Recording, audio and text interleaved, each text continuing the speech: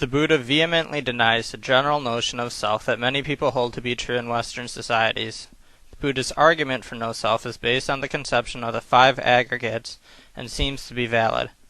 However, if one is not entirely convinced by the Buddha's argument for the lack of self, she or he is not limited to his arguments alone. Other philosophers have come to similar conclusions as the Buddha on the concept of a self. Notably, Derek Parfitt, an active professor at New York University in Oxford, argues to the same ends as the Buddha. In his book Reasons and Persons, Parfit analyzes a variety of subjects such as: what do the facts of life involve?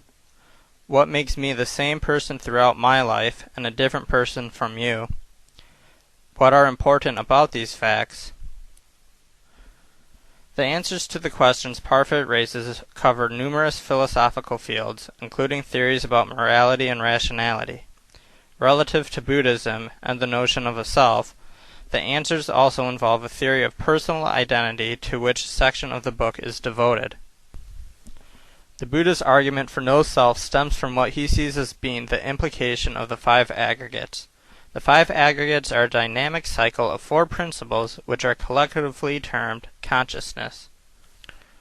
The first aggregate is the aggregate of matter, which includes the four great elements and the derivatives of the four great elements.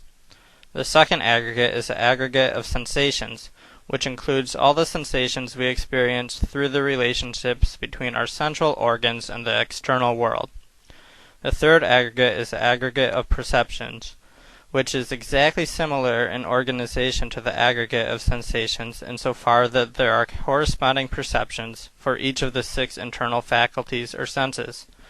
The fourth aggregate is the aggregate of mental formations, which is composed of all activities, including karma. The fifth and final aggregate is the aggregate of consciousness. Consciousness is considered to be one's response to a stimulus, which is perceived through the aggregate of perceptions and the aggregate of sensation. By understanding the five aggregates, it is possible to understand the Buddha's comment towards the disciple, quote, "You stupid one who believes in self," unquote. The Buddha sees consciousness not as something that needs to be attributed to an object or self, but as something that arises out of conditions. As far as the Buddha is concerned, consciousness is named according to whatever condition through which it arises. On account of the eye and visible forms arises a consciousness, and it is called visual consciousness. The same could be said for other sensory experiences as well. For example, we could have an olfactory consciousness while passing by a restaurant. The Buddha also supplies a metaphor for the construction of a consciousness. Quote, "A fire that burns on account of wood burns only when there is a supply, but dies down in that very place when the supply is no longer there, because then the condition is changed, but the fire does not cross over the splinters, etc., and become a splinter fire. In essence, as conditions change, so does consciousness, and eventually conditions have changed enough so that nothing remains the same. A soul or self would have to be constant through existence. The Buddha does not see anything to attribute a permanent self, and thus compares the human life or psyche to a stream when he says that the world is in continuous flux and is impermanent. Derek Parfitt takes a different path to the doctrine of no self. He begins by dividing the notion of personal identity into a physical criterion and a psychological criterion. The standard view of the physical criterion for personal identity is that an object's identity over time must have a continuous path through space. For example, in order for a basketball that has just passed through the net to be the same basketball that I was dribbling, the same ball must have followed a line from my hand to the basketball net. We are also given a view that allows for physical identity over time, such as with the human body. The view is as follows. 1. What is necessary is not the continued existence of the whole body, but the continued existence of enough of the brain to be the brain of a living person. X today is one and the same person as Y at some past time if and only if, number 2, enough of Y's brain continued to exist and is now X's brain, and 3, this physical continuity has not taken a branching form. For personal identity over time consists of holding facts like 2 and 3. It may now seem that there is a reasonable reply to the Buddha's no-self argument. However, it should be questioned if physical identity is all that we really care about, and if it is sufficient for our common view of personal identity. For example, most people who hold a common view of personal identity could imagine that they could wake up in another body. For these people, physical identity would not be sufficient for personal identity. Thus, Parfit examines the psychological criterion of personal identity.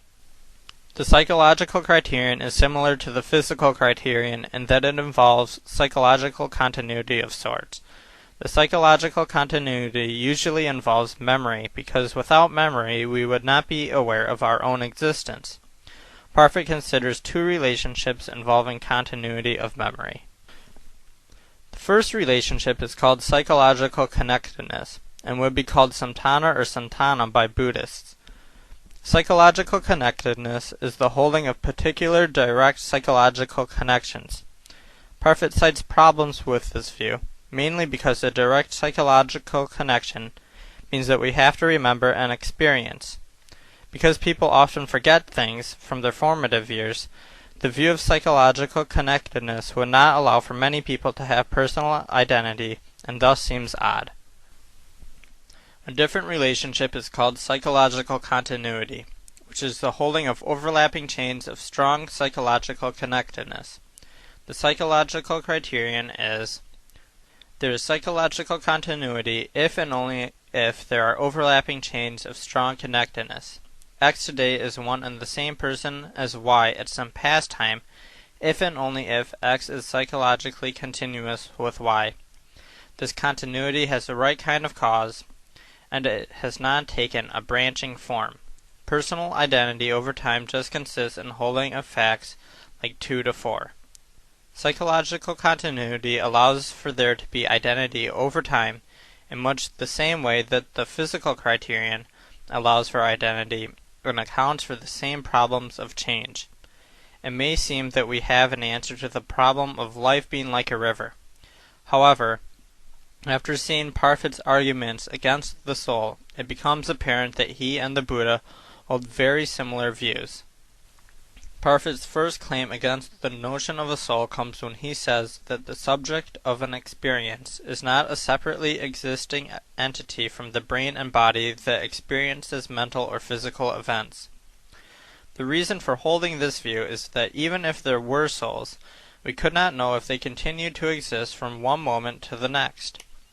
Parfit asks us to consider: if the memories and disposition of one soul were identical to another soul's memories and disposition, how could we determine if two identical souls transferred bodies overnight? If a soul is something else other than our memories and disposition, how could we tell if we received a new soul every night while we were sleeping? Parfit makes sure to point out that it is not that we do not know whether there are souls or not, and that therefore they do not exist. It is that we do not have reason to believe souls exist, and we should therefore not believe in them. However, it is possible that they do exist. Parfit tells us what he feels we would need to know to have evidence for the existence of the soul in his Japanese woman example. In it, a Japanese woman might claim to remember living a life as a Celtic hunter and a warrior in the Bronze Age. On the basis of her apparent memories, she might make many predictions which could be checked by archaeologists. Thus, she might claim to remember having a bronze bracelet shaped like two fighting dragons, and she might claim that she remembers bearing this bracelet beside some particular megalith just before the battle in which she was killed. Archaeologists might now just find such a bracelet buried in this spot, and their instruments might show that the earth had not been here disturbed for at least 2,000 years. Additionally, it would also have to be shown that there is no physical continuity between the woman and the Celtic warrior. For example, a proton from the brain that could possibly be the carrier of memory. If it was shown that the brain was absolutely not the carrier of memory as is normally believed to be the case, we would have to consider the possibility of a soul or a non-reductionist view.